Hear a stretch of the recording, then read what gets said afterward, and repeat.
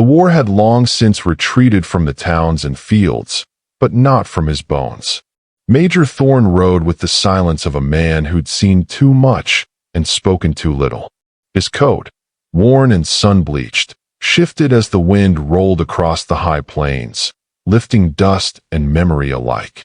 The sun burned low behind the mountains, casting copper across the land and gold into the deep lines of his face. Beside him, his black mare huffed patiently, sensing his tension like a partner in an old waltz. He hadn't spoken in hours, not since the telegram arrived from Fort Hastings, stamped with urgency and marked with a name he hadn't read in 10 years. Dr. Evelyn Ashcroft. She was stationed there now. The message had said, "Temporary assignment, field hospital." The words had wrapped around his chest like iron wire. It couldn't be coincidence. And yet here he was, riding into a fort he'd once sworn never to return to, his spurs jingling like the ghosts of men long buried. Fort Hastings came into view just as twilight smeared purple across the sky. The wooden walls stood firm, though the war had left many forts like this to rot. Inside, the clang of hammer on iron echoed, soldiers moved with mechanical purpose, and banners flapped wearily in the dry air. He passed the guards with a nod. His face, it seemed, still held weight. A lieutenant greeted him, young and eager-eyed, the kind that hadn't yet learned what a rifle blast sounded like close to the ear. "Major Thorne, sir. Colonel said you'd arrive by sundown. You're expected in the infirmary." Thorne dismounted, boots touching earth with the heaviness of decision. "Lead the way." The infirmary was a large canvas tent stretched between two stables, medical crates stacked like makeshift walls. Inside, the smell of iodine and dried blood clung to the canvas. Men groaned from behind curtains. A field nurse pressed a cloth to a private's leg while whispering assurances no one believed. And then she emerged from the shadows, her hands gloved, her eyes calm, and her presence unmistakable. Dr. Evelyn Ashcroft had not aged as much as Thorne feared. Her auburn hair was coiled neatly beneath her bonnet, and her face, still sharp and intelligent, was streaked with exhaustion but no less radiant. She froze for the briefest moment upon seeing him, scalpel in hand, the air between them thickening like storm clouds before thunder. "Major Thorne," she said quietly, her voice as precise as her stitching. "You're alive." He removed his hat. "So it seems." They stood in silence while the world moved around them, the soft whimper of the wounded, the murmur of nurses, the rattle of wind through the flaps. 1,000 words threatened to spill between them, but none broke loose. She set down her tools and nodded toward a narrow corridor of crates. "We can talk in there." He followed her into the makeshift passage. Oil lanterns lit the way with flickering shadows, and Evelyn stopped just shy of a back exit where the lantern light barely touched her face. She looked at him, not as a physician sizing up a patient, but as a woman trying to understand the man who once disappeared without a word. "You got my letter," she said. "You wouldn't be here otherwise." Thorne looked down at his hands. They trembled ever so slightly. "I wasn't sure it was from you. The handwriting was different. I had to disguise it. There are eyes even here, Major. You can call me Thorne." Her lips thinned into something unreadable. "Very well. Thorne, why did you come?" He met her gaze then, and the years between them vanished, crumbling like dry leaves in autumn wind. "Because if someone's threatening you, I'll put them in the ground." She laughed, short, dry, bitter. "You always were a soldier first. And what are you now? A doctor behind enemy lines." "There are no clear lines anymore." Her voice softened. "Not since they started dying with no wounds." Thorne frowned. "Dying how?" She hesitated, then pulled from her coat a small, cloth-bound book. She handed it to him with trembling fingers. Inside were notes, sketches, blood samples dried onto the pages. "They're being poisoned. Slowly. The men in this camp, some of them are being tested on. I've confirmed 6 deaths. The commanding officer doesn't care. And why call me?" Her eyes glistened, but she didn't blink. Because once, you were the only man I knew who didn't follow orders when they were wrong. That broke something in him. He remembered nights under lantern stars, her letters folded into his breast pocket, her voice echoing in every canyon they crossed.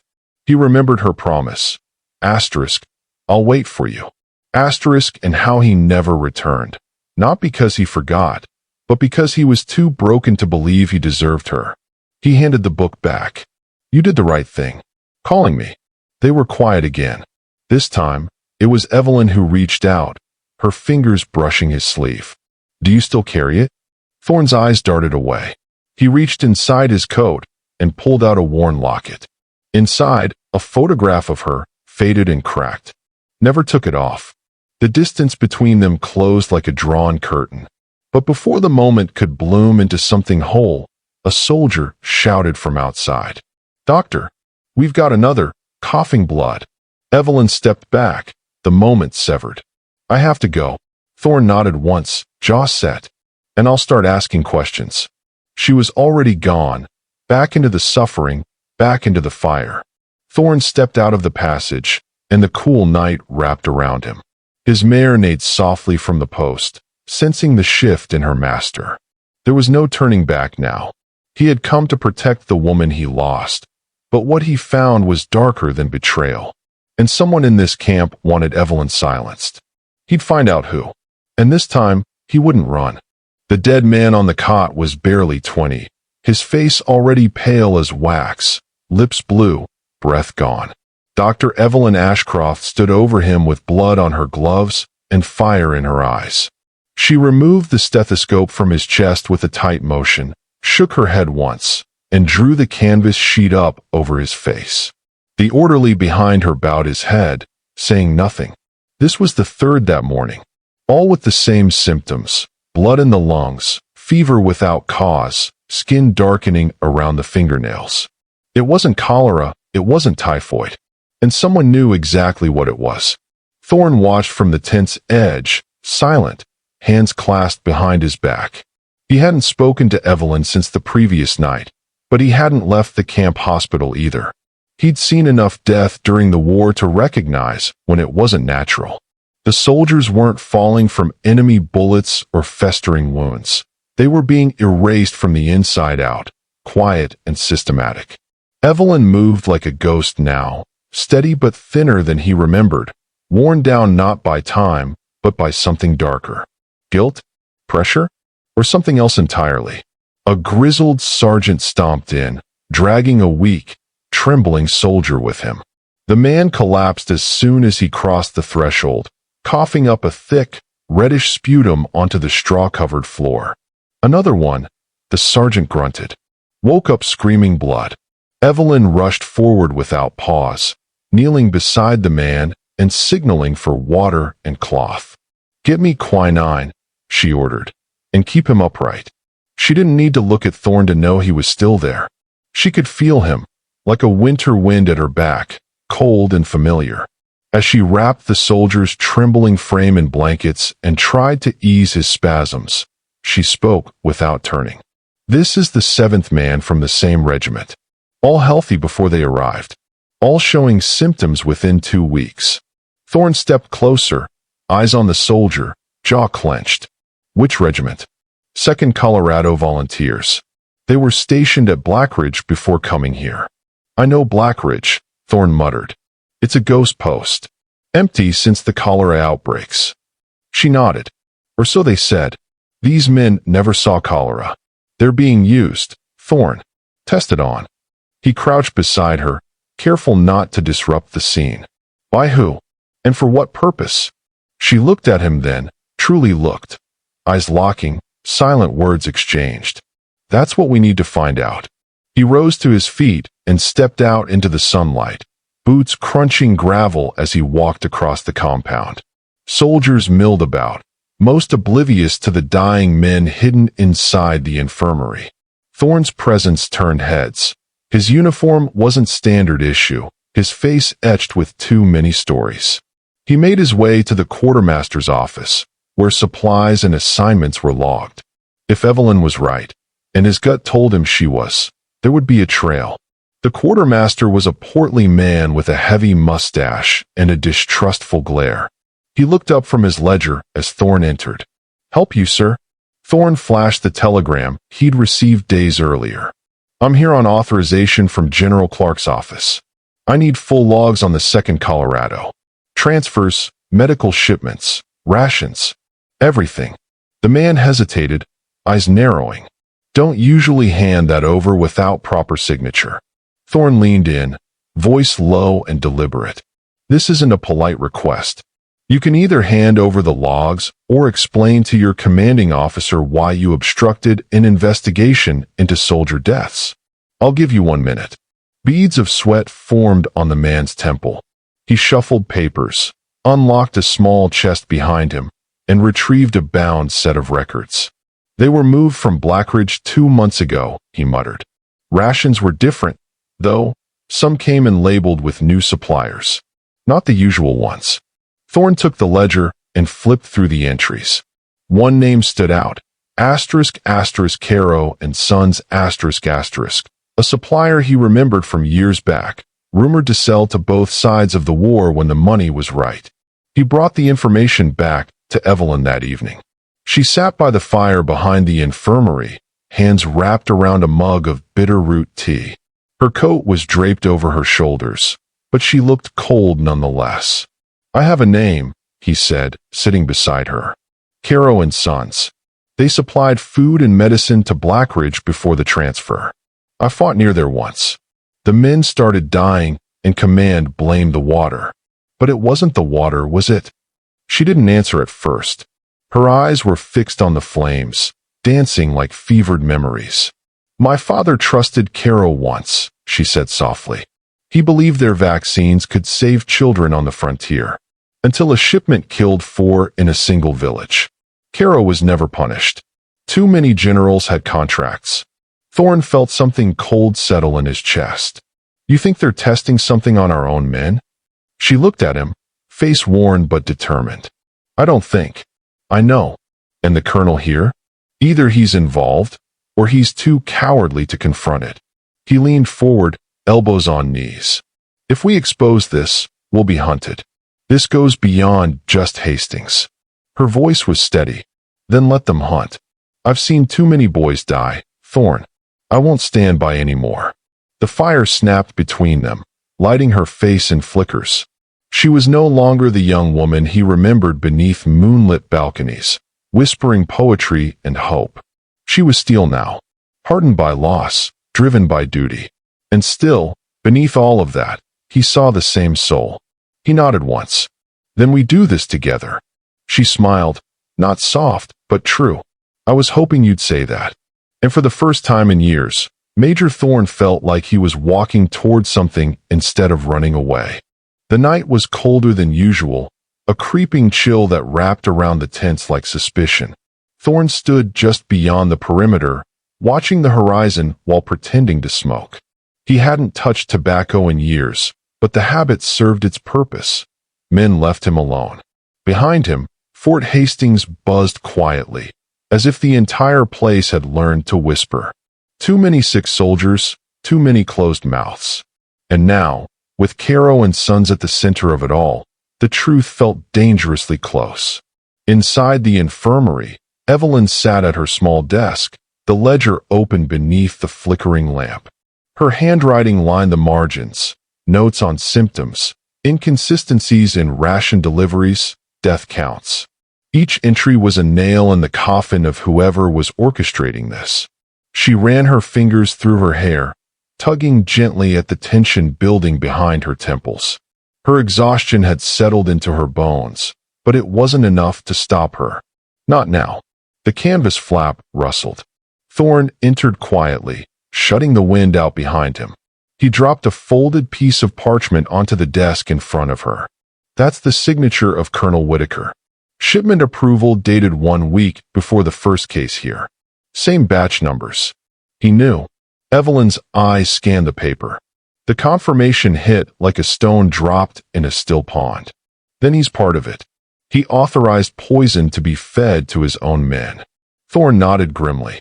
It wasn't just indifference. It was intent. For a long moment, neither spoke. The wind outside howled like distant voices, and the lantern flame danced, throwing shadows across the walls. Evelyn finally rose and crossed the room to a locked cabinet. From inside, she withdrew a tin box and opened it to reveal a collection of letters, sealed envelopes, notes from families, and at the bottom, one old and brittle, addressed in a hand that stopped Thorne cold. He reached for it slowly, recognizing the writing instantly. "This is Eli's," he murmured. "Your fiancé." She nodded without emotion. "You weren't the only one who went silent after Blackridge. Eli wrote this the night before he died. I received it 3 months after the fact. It was intercepted and returned, unopened. The military claimed it was a mistake." Thorne unfolded the letter. The paper crackled, the ink faded but legible. Eli had written of strange symptoms among the troops, of men collapsing without wounds, of fear creeping in from the inside. He'd planned to report it to higher command. The letter ended abruptly. "They killed him," Evelyn whispered. "Or let him die so no questions would follow." Thorne's jaw clenched. "And now it's happening again. Only this time we know." He looked at her, truly looked. She hadn't slept, hadn't stopped, hadn't grieved. Her strength was made of agony and purpose. But there was something else now, something in her posture, her voice, that had shifted. "I want justice," she said. "Not vengeance. But I'll take what I can get." Thorne stepped closer, his voice low. "Then we hit them where it hurts. We expose them. Their name, their paper trail. We bring this to light." "And you think anyone will believe us?" she asked, bitter. "They buried Eli. They'll bury us." He didn't flinch. "Not if we get the proof into the right hands." She stared at him, unsure whether to believe in hope or brace for disappointment. "And who are the right hands?" A pause. "Then, there's a marshal in Santa Fe, Henry Granger. Honest. Still believes in the Constitution. He arrested a Union general for selling arms to outlaws. If we get this to him, it'll move." Evelyn glanced at the pages on her desk. "Then we'll need copies. Documents, signatures, ledgers, every thread that ties Whitaker and Caro together." Thorne pulled a satchel onto the table. "Already started. The rest we get tonight." Her eyes narrowed. "You're going after Whitaker's office?"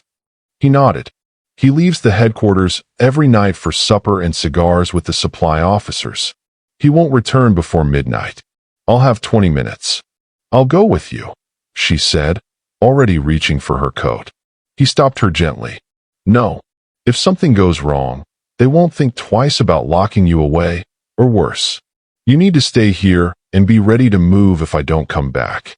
The protest hovered on her lips, but died in her throat. She hated it. Hated watching others walk into danger without her. But she nodded. "Bring back enough to bury them." Their eyes held for a moment, longer than was proper, longer than either admitted they needed. Then Thorne turned, disappearing into the shadows. Later that night, Evelyn sat alone in the quiet tent. The hours dragged like years. Every creak of the canvas, every echo outside, turned her stomach. She imagined every outcome. Thorne captured, Thorne shot, Thorne lost. The lamp hissed low. Her fingers trembled as she folded the letters back into the tin. Then, just before midnight, she heard the soft double tap on the wooden crate outside. 3 fast knocks, 2 slow. Their signal. She rushed to the flap. Thorne stepped inside, face dirted with soot, coat damp from the fog, but his eyes alive. He carried a stack of documents tied with wire, and in his other hand, a small leather ledger, marked with the Caro seal. She stared at him, 100 questions bottled behind her ribs. He simply handed her the files. Names, shipments, payoffs. It's all there. For a breathless second, she didn't move. Then she threw her arms around him, fierce and fast. His body stiffened in surprise, then softened. She didn't cry. Neither did he. But for that brief, stolen moment, they allowed themselves to exist without war. She pulled away first. "Tomorrow," she said, "we leave for Santa Fe." He nodded once. We burn the lies on the way. Outside, the stars hung low, and the wind shifted east. It was not over, but for the first time, it had truly begun. The horses moved fast under the cover of dawn, hooves kicking up clouds of frost and dirt. Evelyn rode ahead, her satchel tightly strapped to the saddle, the documents tucked inside wrapped in oilskin and bound with leather cord. Thorn followed close behind, his rifle slung across his back, eyes scanning every ridge and shadow along the winding mountain trail. They had left Fort Hastings before first light, slipping past the sleepy guards with forged clearance papers and just enough silence to disappear. The trail to Santa Fe was long and dangerous, winding through valleys that hadn't seen law in years. Bandits roamed in scattered pockets, and the army's reach grew thinner the farther west they traveled. But the danger didn't rattle Evelyn, it only sharpened her. The weight of what they carried pressed against her back like a promise, heavy and righteous. Each mile they rode brought them closer to truth, but also to risk. Thorn had warned her. If Caro men discovered what they'd taken, they wouldn't wait for a courtroom. By midday, the sun had burned away the fog, revealing endless plains and hard blue skies. They stopped near a stream to water the horses. Evelyn crouched beside the bank, splashing cold water on her face while Thorn unpacked a strip of dried venison and passed it to her. 2 more days, if we push hard, he said, mouth full. Granger's office is still in the old courthouse. She nodded, chewing in silence. Then she looked up, her eyes shaded but direct. What happens after we hand it over? Thorn leaned back against a tree, arms crossed. We testify. Give them what we know. Hope it's enough to bring the whole damn operation down. And if it's not, he met her gaze. Then we run, but not before setting fire to every one of their secrets. A smile tugged at the edge of her mouth. She liked that answer more than she let on. As they rode on, the silence between them shifted into something comfortable, like old music remembered. The scars they carried no longer separated them. They were shared now, soldered together by betrayal and the choices they'd made in the dark. Evelyn didn't ask why Thorn had returned after all these years. She already knew. He wasn't chasing redemption. He was protecting what remained. By the time they reached Cross Hollow, a trading outpost near the final pass, night had begun to fall. Smoke curled from chimneys, and lanterns glowed behind shuttered windows. The place looked peaceful, but Thorn's instincts stirred uneasily. We'll stay here a few hours, he said. Rest the horses, then move under moonlight. They left the animals at the stable and stepped inside the saloon, where the fire burned hot and the air stank of whiskey and sweat. Evelyn's presence turned heads, her coat dusted in trail grit, her braid hanging long down her back. Thorn's hand never strayed far from his hip. A man rose from the corner table, tall, clean-shaven, military posture even in civilian clothes. He approached with a smile that didn't reach his eyes. Evening, he said smoothly. Didn't expect to see travelers coming from the east this late in the season. Thorn nodded. We're headed for Santa Fe. The man's eyes flicked between them, then landed on Evelyn's satchel. Heavy pack for a short trip. She answered before Thorn could. Medical supplies. For the court-martial's infirmary. Something shifted in the man's face, barely perceptible. He offered a tight smile. That's so? I've done some work with medical convoys myself. He extended a hand. Name's Garvey. You. Thorn shook it, firm and short. Doesn't matter. Garvey chuckled, but didn't push. Well, enjoy your stay. Safe travels. The moment he turned away, Evelyn leaned close. He's one of them. I know, Thorn muttered. And now they know we're coming. They left the saloon within minutes, walking fast, cutting behind buildings until they reached the stable. The horses were still saddled. Evelyn climbed up without a word. Thorn mounted beside her. No more stopping. They rode through the narrow pass as the moon climbed, the trail silvered and narrow. Trees closed in on either side, whispering with the wind. Hours passed, each hoofbeat a countdown. Just before dawn, The ambush came. Gunfire cracked from the ridge. Thorne shouted and pulled Evelyn behind a fallen log as bullets tore through the trees. A horse screamed and bolted, riderless. Garvey's men were fast, efficient, too fast for ordinary outlaws. Thorne returned fire, steady, precise. Evelyn stayed low, hands trembling, but not from fear. From fury. They weren't just trying to silence them. They wanted to erase the evidence, the story, the truth. "I need the satchel," Thorne called out. Evelyn handed it over, her fingers lingering. "If you go down, I burn it." He met her gaze. "No, you run it to Santa Fe. You make it mean something." A breath. Then she nodded. He turned, fired again, clipped a shadow above the ridge. The figure crumpled. Another moved into view.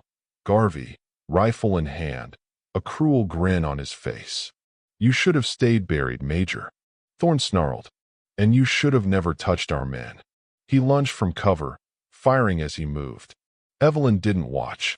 She leapt into the saddle, kicked her horse hard, and bolted down the pass. Gunfire rang out behind her. She didn't look back.